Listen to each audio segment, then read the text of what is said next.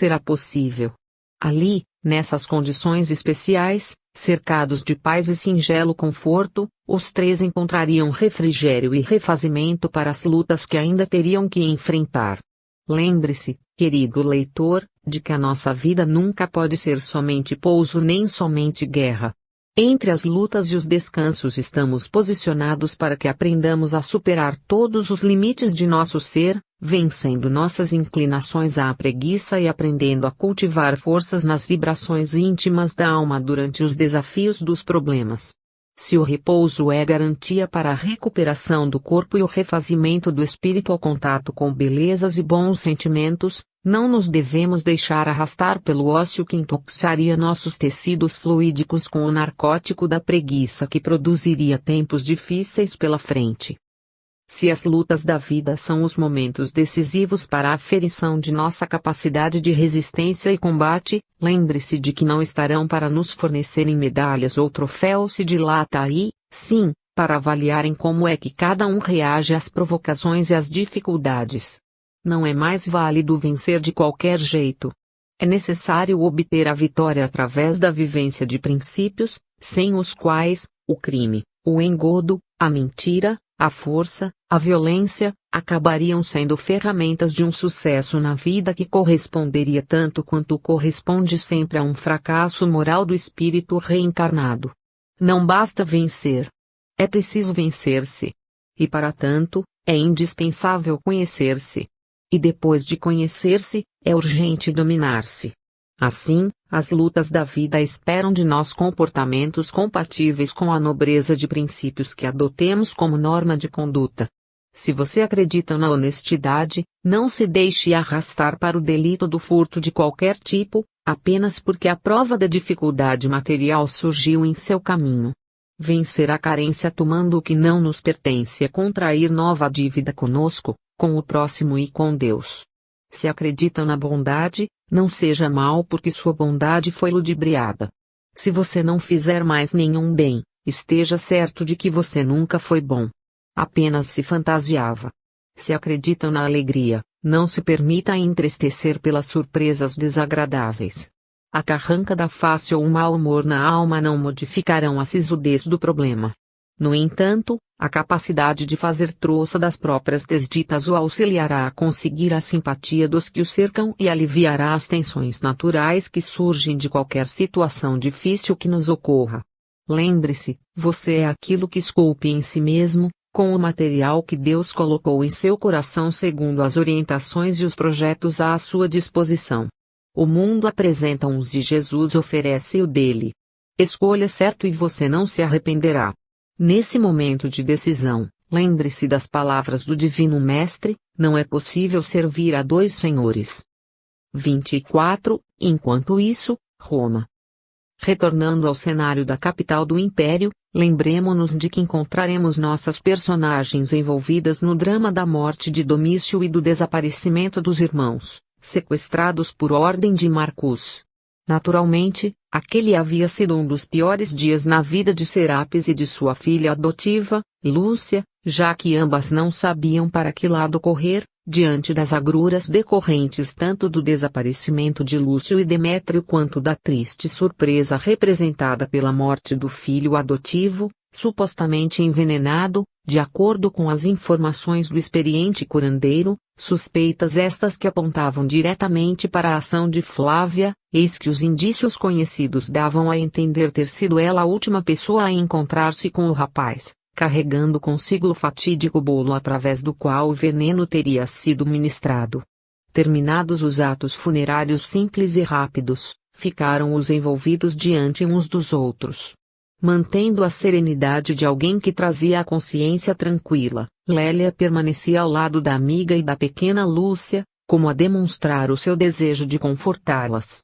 Por sua vez, Serapis não sabia mais o que fazer nem em que pensar. A perda de Domício, graças ao qual conseguira recursos para viver durante muitos anos, doía-lhe no coração mais do que seria capaz de supor.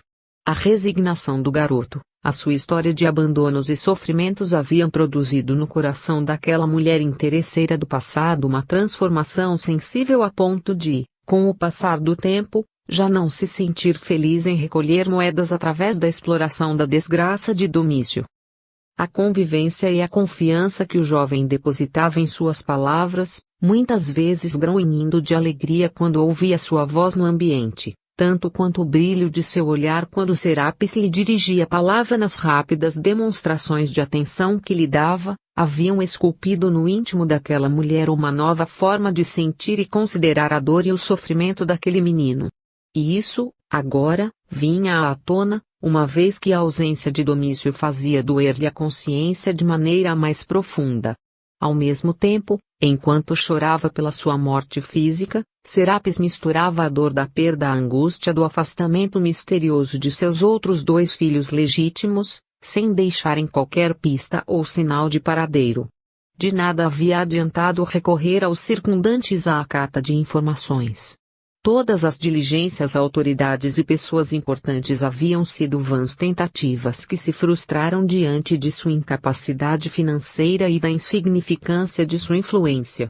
Não estavam mais por ali nem Décio nem Cláudio que, certamente, a ajudariam na solução de tal dificuldade.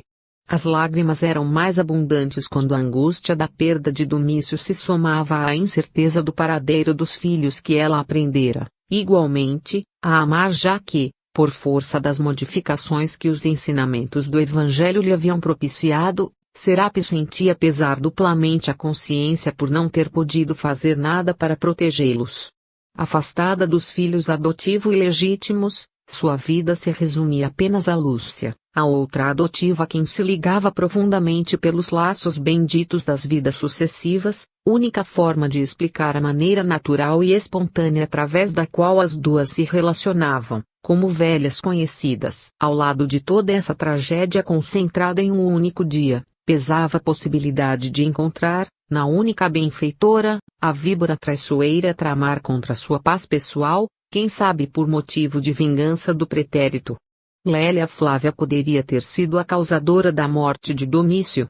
Parecerá-lhe ser uma pessoa tão íntegra, cuja dor anterior modelara e cuja fé em Jesus parecia ser sincera manifestação de uma essência purificada pelo sofrimento.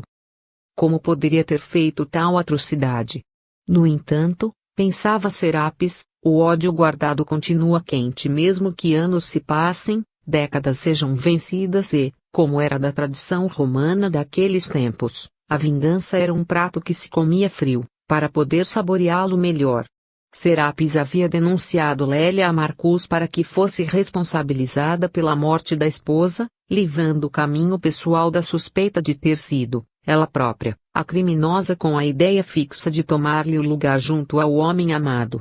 Lélia só não fora morta no circo pela intervenção pessoal de Licínio. No entanto, havia sido humilhada e maltratada no cárcere por longo período, antes de ser colocada em liberdade. Isso poderia ter deixado marcas profundas, a estabelecer um processo de revide que se alongaria no tempo, como é muito comum ao espírito humano moralmente menos elevado. Além do mais, ela poderia ter estabelecido o plano de se aproximar da família de Serapis, trabalhando em silêncio no seu lar, conhecendo a rotina de seus filhos, graças ao fato de ter aceitado a solicitação de Décio. Tudo fazia sentido, levando as suspeitas na direção da antiga conhecida. No entanto, o comportamento e as manifestações de Lélia Flávia eram contrárias a tal conclusão. Sua palavra era sempre generosa, seu carinho sempre parecera ser espontâneo, seu interesse pelas crianças sempre demonstrou-se verdadeiro no sentido mais puro e generoso. Alguma coisa não combinava nessa história. A cabeça tumultuada de Serapis, no entanto, não tinha como pensar em todas as hipóteses simultaneamente. Assim, agradeceu a solicitude da amiga e, dizendo que necessitava descansar um pouco naquela noite, pediu-lhe que, no dia seguinte, lá pela hora do almoço, Lélia Flávia pudesse voltar à sua presença para que conversassem melhor. Depois das despedidas, durante as quais Serapis procurou parecer o mais natural possível, todas recolheram-se em suas casas. Enquanto isso, Marcus agia com a euforia típica dos adolescentes imaturos que anteveem o sucesso de suas empreitadas, como se ele fosse o arquiteto do destino dos seus semelhantes, ao sabor de seus caprichos. Em sua mansão ficava, agora, imaginando o que estaria acontecendo aos meninos que, por força de sua inteligência e astúcia, havia tirado de seu caminho, para que, ao livrar-se de todos os estorvos, pudesse conseguir a companhia de Serapis, restabelecendo os ideais afetivos alucinadamente desequilibrados. Lembramos o leitor querido que, naquele mesmo dia, Marcus havia solicitado audiência frente ao magistrado a que lhe competia recorrer para a retomada do pátrio poder sobre a jovem Lúcia. Assim, antevia o fechamento da armadilha sobre Serapis, de forma a possibilitar a sua capitulação definitiva, restabelecendo a relação amorosa anterior. E não demoraria muito tempo para conseguir a autorização de que necessitava para ir até a moradia de Serapis e resgatar a jovem filha, usando as prerrogativas legais da paternidade, sempre tão defendidas pelo direito romano. No dia seguinte, no horário marcado, Lélia compareceu novamente ao pequeno tugúrio de Serapis quando puderam conversar com um pouco mais de calma. A noite havia sido agitada, e o sono pesado de Serapis permitiu que seu espírito descansasse um pouco depois de tantas tormentas reunidas. Bem, Lélia, hoje creio que me encontro melhor para conversar com você. Sua presença em minha vida tem sido uma constante e, como você sabe, ela é a única força com a qual passei a contar depois do infausto destino de Décio e Cláudio. Nosso passado não precisa ser lembrado, pois ele se encontra vivo dentro de meus pensamentos, pelo mal que procurei fazer-lhe e do qual não consigo me perdoar. Assim, a sua conduta generosa para comigo ainda me diminui sobremaneira, porquanto somente uma alma lidimamente purificada é capaz de superar as torpezas que construí em seu caminho por ocasião da morte de Drusila. Ouvindo atentamente, Lélia dava mostras de discordância silenciosa quanto às afirmativas elogiosas de que era objeto. No entanto, sabia que isso era apenas um manto claro de neve delicada que cobria a boca fumegante dos altos vulcões, prontos a explodirem em lavas comburentes. Assim, Serapis prosseguiu: no entanto, minha amiga, não posso negar-lhe a surpresa que me acometeu quando do descobrimento da possibilidade do envenenamento de Domício, fato este que, conforme o próprio curandeiro afirmou, só poderia ter sido praticado por alguém próximo, que tivesse como se adentrar no ambiente modesto desta casa e trouxesse consigo um bolo ou uma torta, como aquela que foi encontrada, um pouco deteriorada, na garganta de meu filho, tudo isto apontando na sua direção. Não imagine que dei crédito a tais suspeitas, mas necessito ser honesta com você acreditando que você, em nome de Jesus, haverá de ser honesta igualmente comigo. Não consigo imaginá-la planejando envenenar aqueles infelizes que já estavam condenados pela vida de dores aos tormentos do inferno, antes mesmo de terem morrido. No entanto, reconheço que o mal que lhe fiz um dia poderia ser combustível poderoso para facultar um processo de vingança tardia que, confesso, é totalmente contrário à sua inclinação e bondade atuais. Ajude-me, minha amiga, a matar em mim todo o germe da injustiça e do mal, porquanto não desejo fazer nada que possa, novamente, corresponder a um julgamento errôneo ou interessado, levada apenas pela força das aparências. E falando assim, quase em súplica, Lélia pôde compreender o grau de desespero que tomava conta de sua amiga, entendendo os conflitos entre a lógica do passado e a lógica do presente, na avaliação dos fatos que haviam sucedido. Eu sei que não foi você, Lélia, exclamou Serapis, num desabafo desesperado. Mas eu preciso ouvir isso de você pessoalmente, para que não fique nenhum laivo de dúvida, nenhum resquício de desconfiança entre nós, a atrapalhar nossa convivência verdadeira sob os mesmos princípios do Evangelho que nós aceitamos.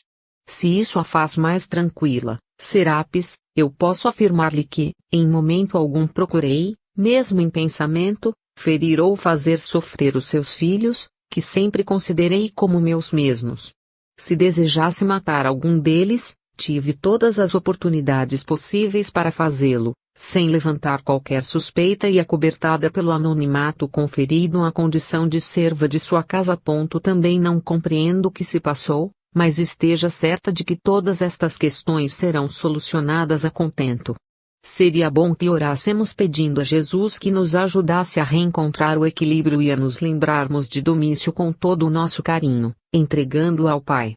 Em realidade, Lélia não desejava mencionar a presença de Marcos nas redondezas para não agir com leviandade diante de uma acusação sem provas.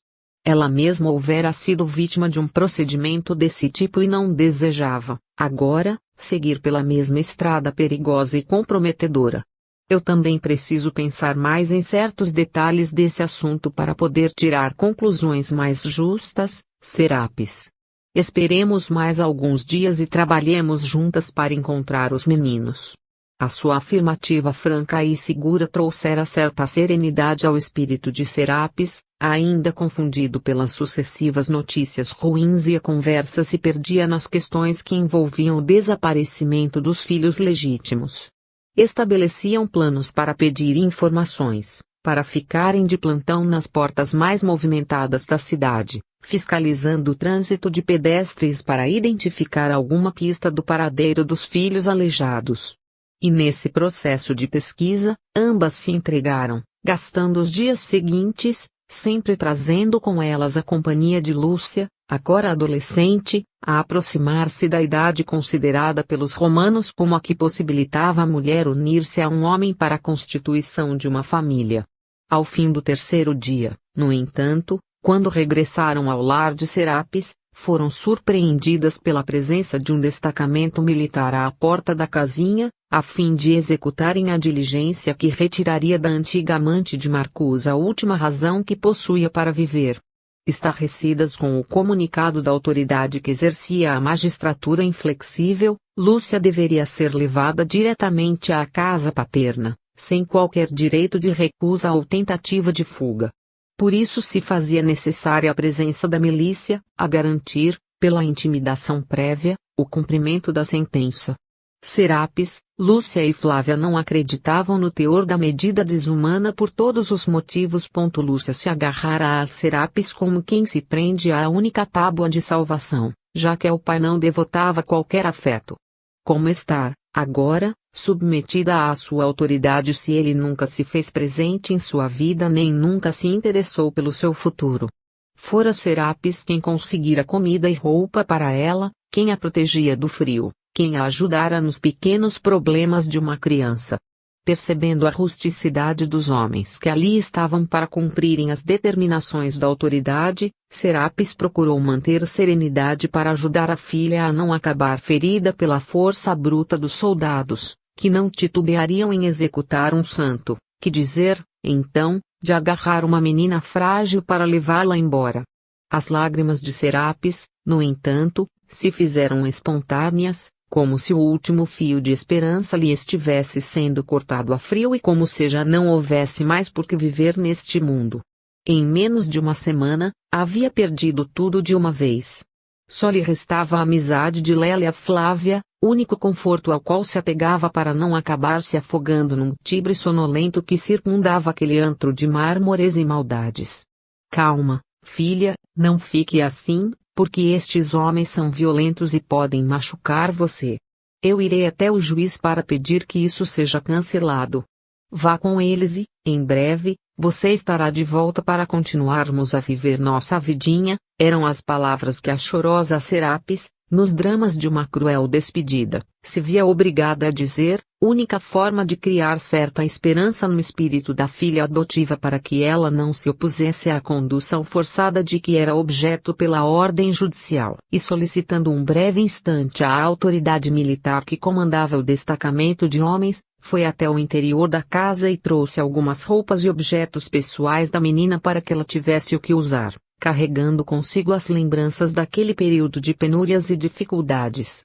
Vendo o pequeno amontoado de roupas desgastadas, o soldado incumbido do cumprimento da determinação sorriu, irônico, e acrescentou, para que gastar esforço por carregar esse lixo, se a menina vai direto para o palácio onde a esperam roupas dignas da família a que pertence. E como assim surgir em silêncio contra essa insinuação arrogante e desumana, Lúcia agarrou-se aos tecidos pobres como se ali estivesse toda a sua condição humana e disse: Mãezinha, ainda que Jesus me viesse buscar no lugar desses diabos em forma de gente que aqui estão e me oferecesse o paraíso, os palácios no céu e as mais belas roupas que existissem, eu só iria se você fosse comigo. Fique certa que, se você não conseguir nada com o juiz, eu encontrarei um jeito de fugir daquele palácio e, então, fugiremos desta cidade para sempre. Sem permitir mais qualquer entendimento, a cena sombria e constrangedora que transcorria na via pública começava a produzir o ajuntamento de pessoas curiosas para entender o que se passava, obrigando os soldados a agirem com rapidez para terminarem a tarefa que lhes fora encomendada. Seguindo entre dois homens arrões, ia a pequena Lúcia agarrada aos seus pobres pertences, entre a revolta e o medo. Serapis, inconformada com o destino, seguiu o contingente à distância, a fim de se certificar do verdadeiro destino de Lúcia, para que pudesse tomar as medidas que acreditava possíveis no sentido de liberar a filha adotiva do cativeiro paterno. Por fim, constatou ser verdade que a menina havia sido levada ao palácio de Marcus, tendo Lélia ao seu lado como ombro amigo no qual se deixou debruçar e secar mais uma fonte de lágrimas, a mais dolorosa e ácida que o destino lhe havia aberto na alma naqueles dias. Por que, Lélia? Os demônios devem estar organizados contra mim, conspirando contra a minha felicidade mínima. Eu sempre quis grandezas e poderes mundanos e, por isso, fiz muita besteira na vida. No entanto, fui reduzida a um amontoado de trapos, morando em uma tapeira emprestada, mãe de 3 filhos doentes e da única criatura com quem mantinha uma profunda ligação e que, por ironia, é a filha da pior rival que já tive nesta vida. Quão má eu devo ter sido para que minhas culpas recaiam sobre os pobres inocentes que tiveram a desgraça de ser meus filhos, legítimos ou adotados. E enquanto falava, sua voz saía como um lamento, ora gritada, ora sussurrada, ocultando o rosto no colo de Lélia, que se mantinha igualmente emocionada a orar em silêncio, pedindo pelo equilíbrio da mulher que se perdera por si mesma e se via fustigada pelas forças invisíveis do destino doloroso. O que é que aquele maldito homem do qual se tornara amante desejava ao tomar-lhe a menina que servia de último apoio de sua alma solitária? Por que tamanha crueldade gratuita? Não tinha ele o dinheiro, o poder, as facilidades, os prazeres que sempre desejara? Por que não as deixava em paz para sempre se, já há algum tempo, nem mesmo a casa em que viviam pertencia ao antigo amante? Uma sinistra sensação fez percorrer toda a espinha e alojar-se no coração daquela mulher, como a lhe prenunciar dores maiores pela frente. Sem mais o que fazer, regressaram para casa e, naquela noite, Lélia permaneceu em companhia de Serapis para garantir-lhe o equilíbrio e para velar por seu descanso, se é que se poderia chamar aquele desprendimento noturno de sono. No interior do palácio, Marcus exultava com a última cartada. Segundo seus planos, pouco faltava agora para convencer Serapis a aceitar o convite para voltar ao antigo ambiente, agora na condição de dona da casa. Precisava, apenas, dar tempo ao tempo para que as dores da separação esculpissem nela o necessário panorama que lhe aconselharia a retomada da antiga ligação afetiva com aquele que fora o único homem de sua vida. Inspirado negativamente por Drusila e pelos asseclas que a obedeciam nos processos de perseguição, Marcus deliberou retirar-se da cidade por alguns dias, apenas para deixar que a poeira baixasse e para impedir que a menina lograsse fugir do palácio, tentando voltar para a companhia da mãe adotiva. No dia seguinte, ao despertarem, Lélia serviu pouco pão e leite que havia conseguido e, tão logo Serapis se alimentou, a amiga tomou a palavra para revelar certas coisas que, até agora, estava ocultando por prudência.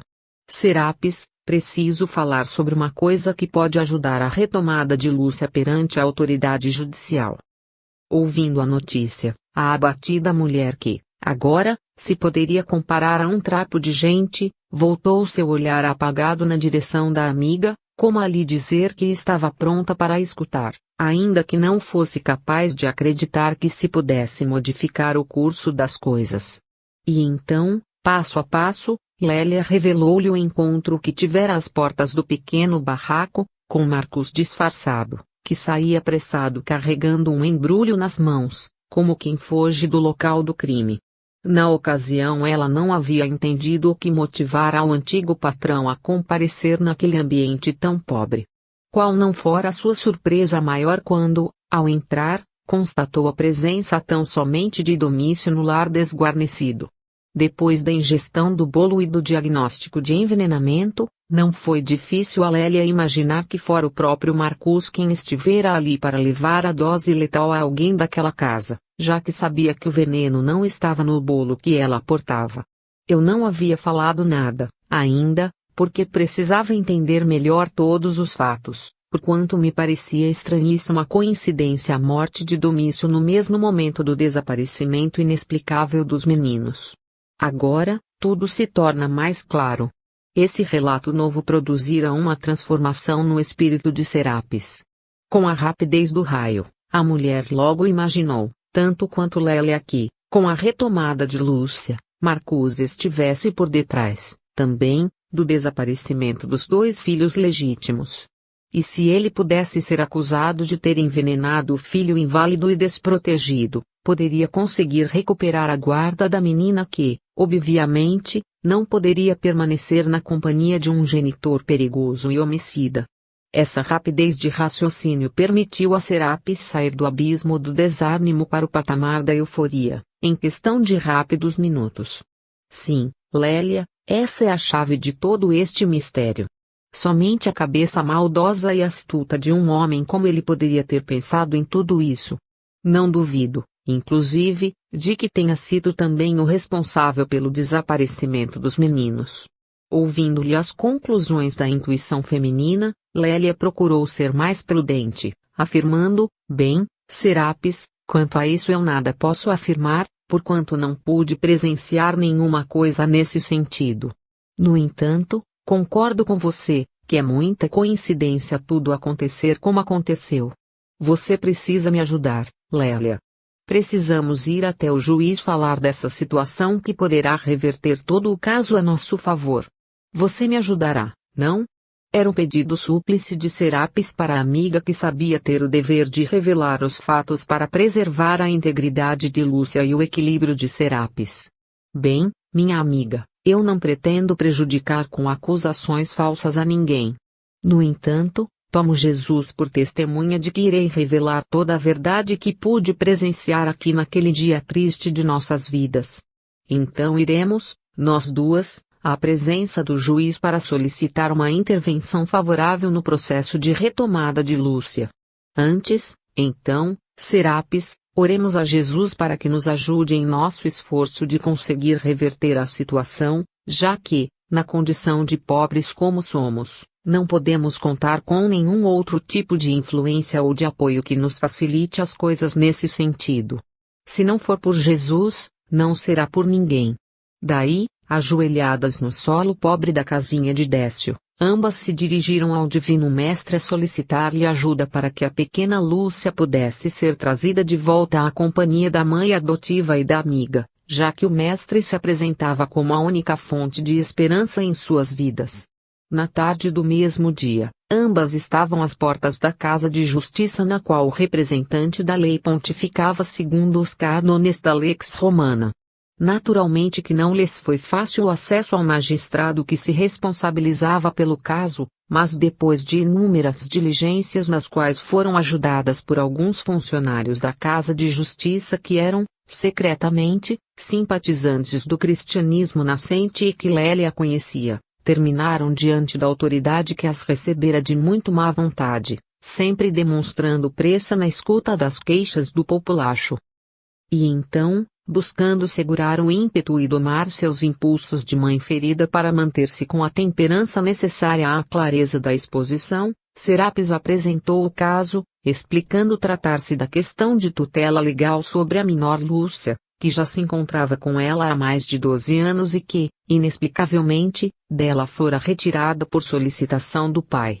Mas o genitor nunca deixa de ser pai, enquanto que a senhora nunca será nada para essa menina, respondeu o magistrado, rispidamente. contendo o nervosismo e a vontade de esbofetear aquele homem indiferente e grosseiro, Serapis continuou, buscando aparentar humildade a todo custo. Sim, poderoso magistrado, reconheço a razão de seus argumentos baseados na tradição de nossos ancestrais. No entanto, ouso solicitar a sua nova avaliação porque a lei romana também não reconhece ao assassino de inocentes a condição normal para exercer o poder paternal, de forma que, na defesa da lei, a vossa sapiência pode ter colocado a jovem em companhia de um perigoso homicida. A senhora está ciente do quanto é grave a acusação que está fazendo, disse o juiz, solenemente, levantando os olhos dos papéis que tinha diante de si. Tão ciente que, se for preciso assinar qualquer documento, eu o assinarei agora mesmo. E que provas tem a senhora dessa acusação?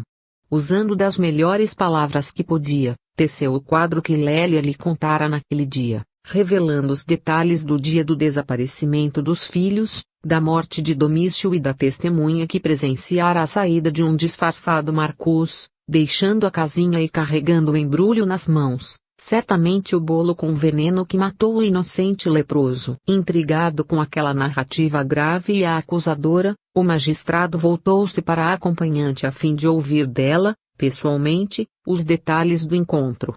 E as informações de Lélia foram ainda mais convincentes, já que provinham de uma pessoa mais serena e que presenciara os fatos de forma decisiva, carregando as informações que, no mínimo, indicavam a participação clandestina de Marcus em um delito que ainda não havia chegado ao conhecimento das autoridades. E por que a senhora não veio denunciar o possível homicida antes? Porque, meu senhor, as tragédias se sucederam e eu só tomei conhecimento desse detalhe no dia de hoje, quando Lélia me revelou, certamente por passar a entender o motivo desse homem em retirar de minha pequena Lúcia. Não possuo outras provas, mas, na intuição de mãe, sou compelida a afirmar que ele deve estar envolvido também no desaparecimento dos próprios filhos aleijados que abandonara desde o nascimento. Serapis exaltava-se em acusações e, discretamente, Lélia desferiu o rápido beliscão em seu braço, longe das vistas do magistrado, a fim de que ela se contivesse nas palavras para que não parecesse uma mulher desequilibrada pelo sofrimento, a procurar culpados por suas dores. Entendendo o recado, Serapis silenciou não sem antes afirmar que, da última suspeita não possuía qualquer acusação que pudesse incriminar o ex-amante. No entanto, da acusação de ter matado Domício, podia apresentar Lélia como prova que se disporia a manter sua versão, custasse o que custasse. O magistrado, então, mandou anotar os pormenores da acusação de Serapis e o teor do depoimento de Lélia para que isso fosse juntado aos documentos do caso Lúcia, e determinou que Marcus fosse convocado à sua presença para esclarecimentos diretos sobre o assunto. Dispensando as duas mulheres, inclinou-se o juiz romano sobre o caso para meditar sem o calor das emoções e buscar desvendar tal mistério que se ocultava por baixo das aparências sociais. Seria Serapis uma mulher ferida no afeto, que desejava prejudicar gratuitamente o homem que abandonou? Haveria razão em sua postura firme e resoluta, embasada, inclusive, no testemunho de outra mulher, que lhe parecera insuspeita e correta.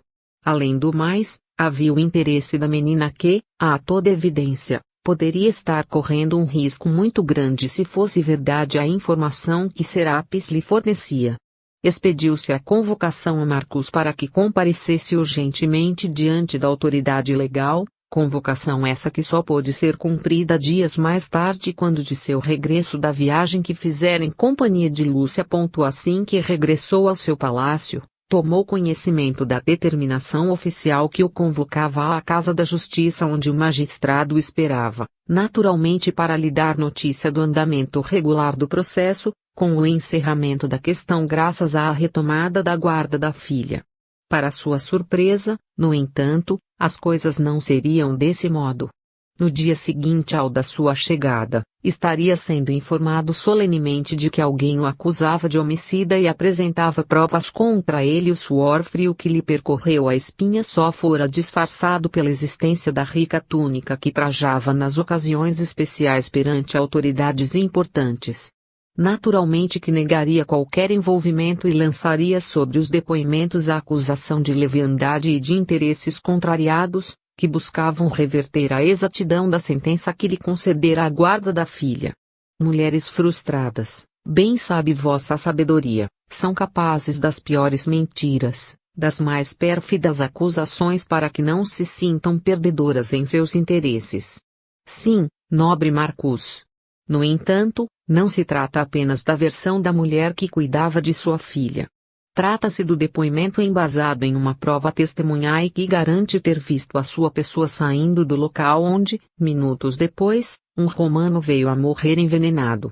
E como Marcus não havia visto Lélia naquele dia, já que tinha pressa para seguir com o Tito até o ponto de encontro a fim de dar destino aos 2 menores sequestrados, não sabia que Lélia também tinha levado um bolo para dar de comer aos filhos de Serapis. Isso o fez imaginar que alguém de seu círculo pessoal havia denunciado sua atitude. Impossível, pensou ele. Somente Tito sabe de todos os detalhes do caso e ele está longe, nesse momento, levando os 2 inválidos para o inferno. Ninguém poderia ter revelado nada, fora ele. E, ainda assim, é o mais fiel de meus servidores. Bem, meu senhor, eu não sei o que dizer a não ser que isso é uma invenção de gente que se sente prejudicada com a vossa decisão justa e sábia, valendo-se de calúnias contra mim. Penso que esta possa ser uma argumentação coerente com os fatos. No entanto, deliberei investigar a morte do menor na casa da senhora Serapis a fim de apurar as 2 coisas ao mesmo tempo. Assim, em breve o senhor será novamente convocado para estar aqui diante de suas acusadoras para vermos que rumo tomarão as coisas. E dizendo isso, dispensou Marcus, que voltou para o palácio, pensativo e preocupado com seus passos. Tão logo se viu encerrado em seu escritório de trabalho, deliberou enviar outros empregados de confiança às proximidades da casa de Serapis a fim de obterem informações sobre a morte de Domício naquele dia em que seu plano foi posto em ação. Que perguntassem a todos os vizinhos, aos passantes e aos donos de estabelecimentos próximos sobre o caso e lhe trouxessem informações. E foi através desse expediente que Marcus ficou cientificado, antes do próprio magistrado, de que o curandeiro que atendera o caso no momento em que a morte ocorria, encontrara, apenas, uma mulher no local, a mesma que o fora chamar para cuidar do menino envenenado, tendo sido ela a portadora do bolo suspeito. Aquilo era misterioso para Marcus. Outra mulher e outro bolo. Que coisas poderiam ter acontecido ali depois que ele saiu? Teria sido essa mulher a mesma que alegava tê-lo visto saindo da casa? De qualquer forma, ela poderia ser apontada como a principal implicada no crime, e isso o tranquilizava naqueles momentos, pois saberia como fazer as coisas para que a culpa lhe fosse atribuída, eximindo de qualquer responsabilidade. Os dias seguintes veriam o desenrolar dos fatos. Enquanto isso, esperava ansioso o regresso de Tito de sua missão derradeira, levando para longe os 2 filhos indesejados. Pagar-lhe a pequena fortuna quando de sua chegada, aumentando-a significativamente para que se apresentasse em juízo com a versão dos fatos que fosse mais conveniente à inocência de Marcus. Tito, no entanto, tardava chegar e o magistrado já havia deliberado a data do encontro entre ele e suas acusadoras. 25. A ajuda espiritual durante o sono. A partir daquela noite, Marcus passou a ser vítima de estranhos sonhos, envolvido pela pressão psicológica de Drusila e seus asseclas, todos eles mantendo estreito domínio sobre suas ideias, notadamente no controle de suas emoções, lutando para que não acontecessem preocupações maiores que viessem a modificar o rumo da jornada vingativa de sua ex-esposa. Inicialmente temia pelo insucesso de seus planos, já que aquela testemunha imprevista surgira para atrapalhar-lhe o desenrolar da estratégia. Ao mesmo tempo, a perspectiva de se ver diante do juiz, que voltaria a averiguar as questões da morte de Domício, faziam com que sua alma se incomodasse, ainda mais agora que Tito não se encontrava em Roma. Diante de todo o novo cenário, Marcus passara a dar guarida à ideia de movimentar-se nos bastidores políticos da capital do império e conseguir junto às autoridades maiores, o afastamento do magistrado de suas funções, já que lhe parecera uma conduta pouco adequada aos seus interesses a união dos dois problemas sob uma mesma investigação. Lúcia se encontrava sob sua responsabilidade, ainda que não mantivesse qualquer tipo de aproximação afetiva da jovem. Era ela a isca com a qual seu sonho de reconquistar Serapis se mantinha vivo e luminoso, apenas isso. No entanto, com a possibilidade de se apurarem os dois casos, seja o da capacidade de tutelar a filha, seja a sua condição de assassino de crianças, atormentava-se Marcus com a perspectiva sombria de ver-se revelado em sua astúcia e perfídia. Por isso, ocorria-lhe a ideia de atuar nos bastidores para que, através de influências escusas, obter o afastamento do referido magistrado do comando da questão específica, para que um outro fosse designado para o caso, sem que parecesse que tal se dera por sua intervenção direta. Segundo as determinações do magistrado oficial, dentro de 2 semanas os pleiteantes se encontrariam diante dele para as apurações decisivas do caso, com a tomada das informações de ambas as partes. Visando influenciar o juiz oficial, Marcus fez chegar-lhe ao conhecimento a existência de testemunhas da morte do menino, informando o nome e o local de moradia do curandeiro que na data dos fatos pôde presenciar tudo e identificar a possível suspeita de ter envenenado o menor, afastando sua culpa. Ele mesmo, através de seus enviados, conseguira a aquiescência do referido indivíduo a fim de que aceitasse comparecer perante a autoridade para manter o depoimento sobre os detalhes do caso. Por outro lado, Lélia e Serapis aguardavam ansiosas o momento de voltarem ao tribunal, único recurso para que a filha adotiva pudesse ser reconduzida à antiga condição de companheira de lutas. Relembramos o leitor de que Marcus, na anterior trajetória humana, houvera sido o mesmo Sávio, aquele que, por ser amante de Fúlvia, a atual Serapis, levara o veneno que esta destinava a Pilatos no cativeiro, veneno esse que, por fim, acabou sendo ingerido por Zacarias, na defesa do governador exilado. Regressando aos braços de sua amante, terminou por ela igualmente envenenado e, no plano espiritual, acabou recolhido pelo espírito Zacarias, tendo sido mantido em modesto casebre nas regiões umbralinas para servir de base para o resgate dos demais personagens da história. Zacarias lhe destinava atenção e carinho paternais e, por sua intercessão, obteve Sávio a oportunidade de renascer na mesma Roma, desta vez como Marcus, com a função de auxiliar a recuperação de Pilatos e Sulpício, que chegariam ao mundo para uma reencarnação de testemunhos e dores. Marcus, no entanto, amedrontado e fragilizado pelas convenções sociais próprias daqueles que vivem uma vida aquinhoada, afastou-se do cumprimento das promessas feitas anteriormente e, não apenas abandonou a mãe dos 2 infelizes sofredores, como também passou a conspirar para pôr fim à existência daqueles 2 problemas em seu caminho. Continuava cultivando a mesma veneração sensual com relação à antiga Fúlvia, agora sua ex-amante Serapis. No entanto, nada queria fazer no sentido de ajudar os 2 infelicitados indivíduos nos processos de reparação pela dor. Ligando-se aos espíritos de mais inferior condição vibratória, passou a nutrir-se dos alimentos mentais e das sensações compartilhadas nos excessos das festas mundanas, nas quais seus ímpetos inferiores ganhavam força e se enraizavam os vícios em seu espírito. Aumentava-se, assim, a ligação de Marcus com entidades de padrão vibratório negativo, já que comungavam todos das mesmas vontades, nos atos igualmente compartilhados e usufruídos. Com isso, o pai de Demétrio e Lúcio se deixou arrastar para o resvaladouro onde se precipitam aqueles que perdem a solidez dos princípios morais para se permitirem chafurdar na lama das condutas ilícitas ou sem nobreza. Planejar o golpe na vida de Serapis para que pudesse retomar o controle sobre ela, imaginando que, se a privasse de todos os seus pobres e horrendos tesouros, mais fácil seria traí-la ao seu redil astuto e mau. Não imaginava que a própria Serapis já houvera se modificado, deixando para trás aquele período de insensatez afetiva graças ao qual se estabeleceu o romance apaixonado com o patrão, na esperança de assumir, um dia, a mesma posição de Drusila, não só no coração do homem desejado, como também na estrutura social daquela capital depravada. Marcus contava com as ambições de Serapis para elaborar aquele que lhe parecia o melhor plano para reconquistar-lhe o afeto.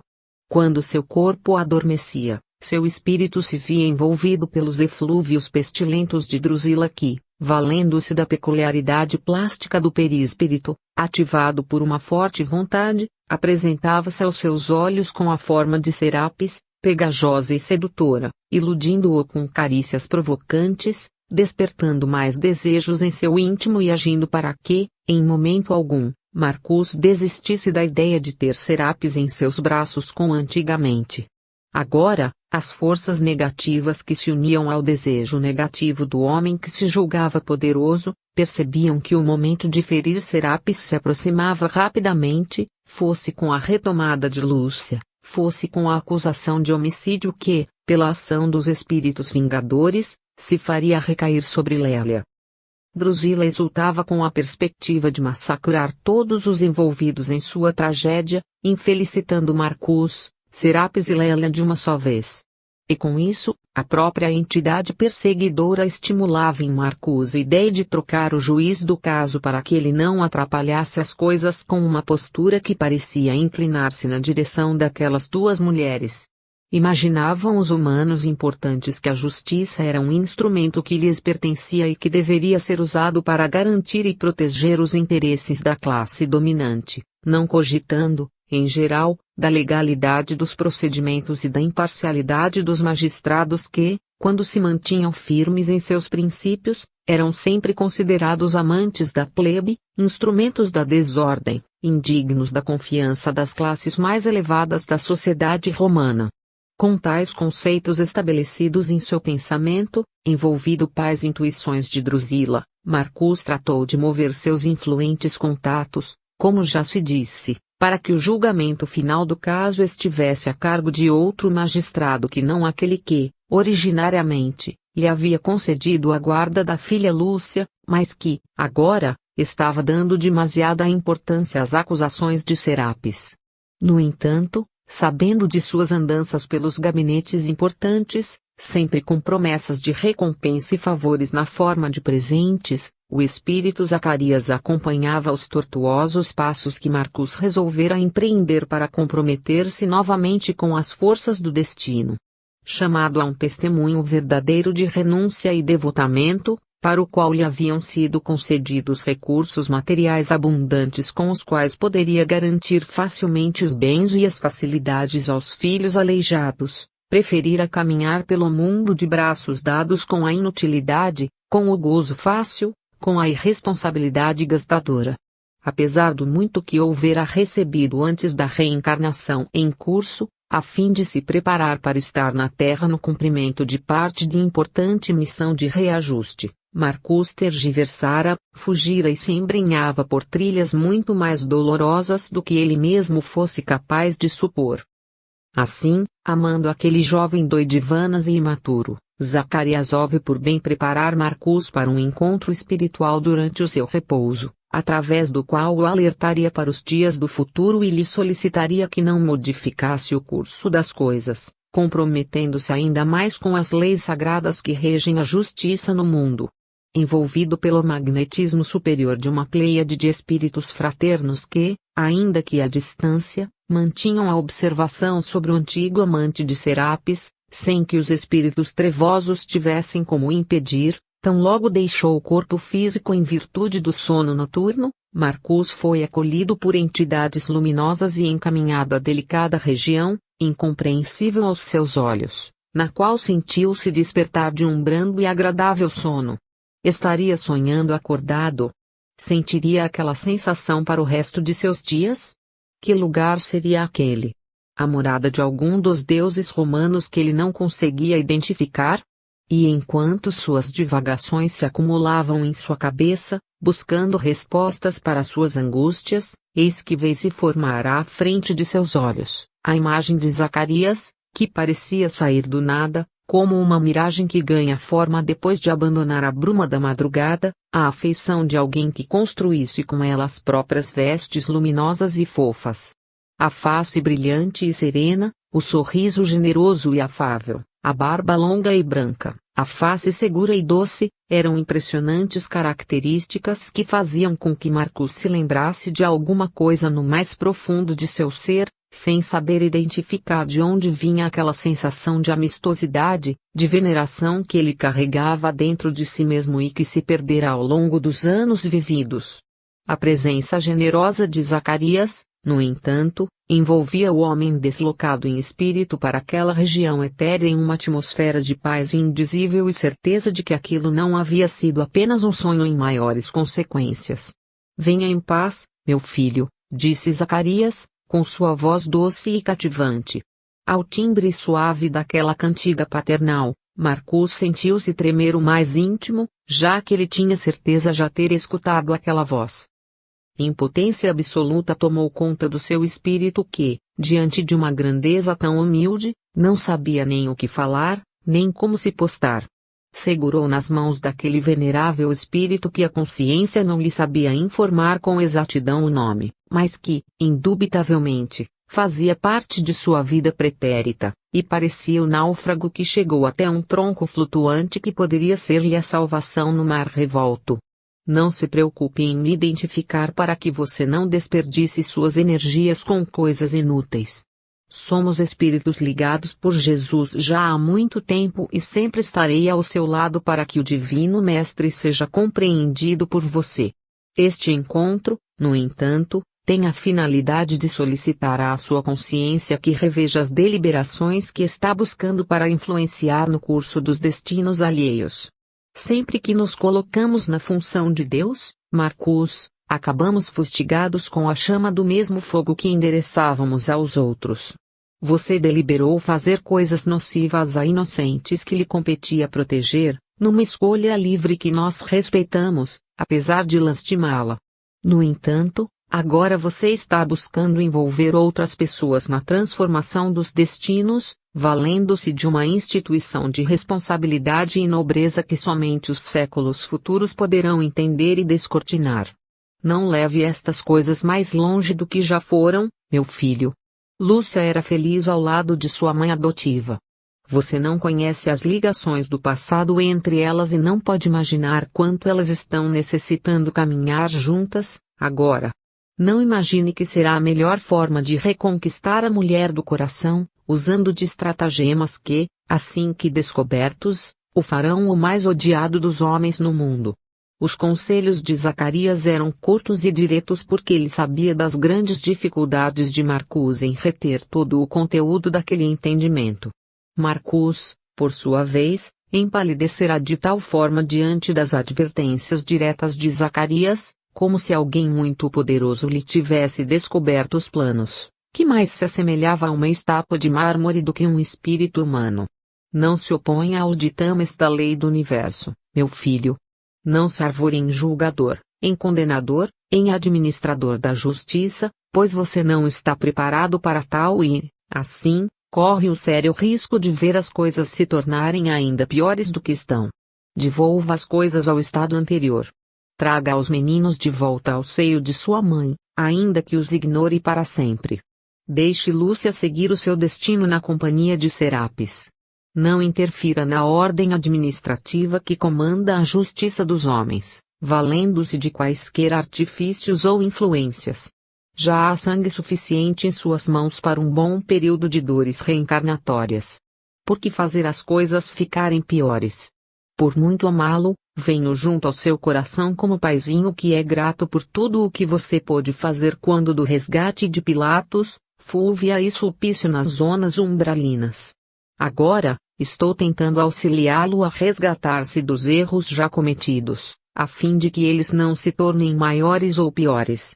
E aproveitando o momento de silêncio emocionado através do qual Marcus, em espírito, escutava a exortação de Zacarias, A fim de que desistisse de seus planos, longe das influências de Drusila e dos espíritos que a obedeciam, o ancião luminoso acrescentou, terminando: se você me ouvir e reparar os erros já cometidos dessa forma espontânea, esteja seguro de que eu poderei estar ao seu lado e fazer muito pela sua recuperação. No entanto, se der seguimento às ideias inferiores, isso abrirá profundo fosso entre nós, que somente as décadas ou os séculos serão capazes de vencer, naturalmente me mantendo ligado a você pelas forças da oração, mas me impedindo de auxiliar pessoal e diretamente no seu caso, meu filho. Você possui a chave de seu destino, Marcus. Não a transforme em adaga contra seu próprio peito. Use-a como remédio, como alento, como tratamento para os males já praticados. Enquanto Marcus se mantinha impressionado junto de Zacarias, as luminosas expressões do velhinho penetravam em seu perispírito apagado para ajudá-lo no armazenamento daqueles momentos de elevação, para que eles não ficassem esquecidos, já que, como sabia o ancião, ao regressar ao corpo físico as ideias principais ficariam gravadas em sua consciência, mas de uma forma nublada, confusa, sobretudo se ele acabasse sendo atraído para o exercício dos mesmos prazeres extenuantes oferecidos por Drusila como forma de manter o ex-marido sob seu controle hipnótico. Repare os erros, meu filho, e não interfira nos mecanismos da justiça dos homens, é tudo quanto eu lhe peço. Encerrada a conversação, Zacarias impôs as mãos sobre a cabeça de Marcus e dirigiu a Jesus comovedora oração solicitando as concessões adicionais para que aquele homem em teste não se permitisse trilhar os piores caminhos. Espíritos amigos cuidaram de trazer Marcus novamente ao corpo físico, sem que as entidades ignorantes tivessem como impedir ou atuar sobre ele, de imediato. Afinal, como sabiam, eram incapazes contra os filhos do Cordeiro, como costumavam chamar os seguidores de Jesus. No entanto, tão logo Marcus voltou ao corpo, acordando lentamente daquele primeiro encontro com o mundo invisível, sentindo as inefáveis e inexplicáveis sensações da presença superior e familiar de Zacarias, recebeu novamente o convite e o envolvimento de Drusila, que se atirara sobre ele como verdadeiro morcego a requisitar a posse de sua presa, agarrando-se aos centros vibratórios que comandavam a sua sexualidade e projetando em sua mente as imagens sedutoras de uma Serapis fácil e apaixonada, a esticar-lhe os braços e solicitar seus carinhos. Era assim que estas entidades buscavam neutralizar as forças do bem junto das pessoas invigilantes, fazendo-as experimentar, por causa de suas próprias fraquezas, aquelas sensações mais candentes que, por esse motivo, encobriam qualquer beleza ou sutileza espiritual superior decorrente do encontro com Zacarias. Naturalmente invigilante, logo que as influências mentais se fizeram mais fortes sobre um Marcus entorpecido, as suas tendências sensuais e os impulsos masculinos se fizeram sentir mais intensamente e, embalado pela sensação dos carinhos da mulher amada, voltou à atmosfera do mundo invisível, desta vez abraçado ao espírito horrendo de Drusila, que se travestia de Serapis para melhor representar o seu papel e mais facilmente enganar o tolo que tinha sob seu comando. Mais uma vez, querido leitor, o mundo espiritual amigo se esforçava para tentar ajudar aqueles que, prestes a enveredarem pelo terreno da arbitrariedade, recusam-se a escutar os conselhos da razão, da lógica, da lei, dos amigos, da consciência e das próprias entidades protetoras, desejando correr os riscos e fazer valer as próprias metas, contrariamente a todas as leis da vida.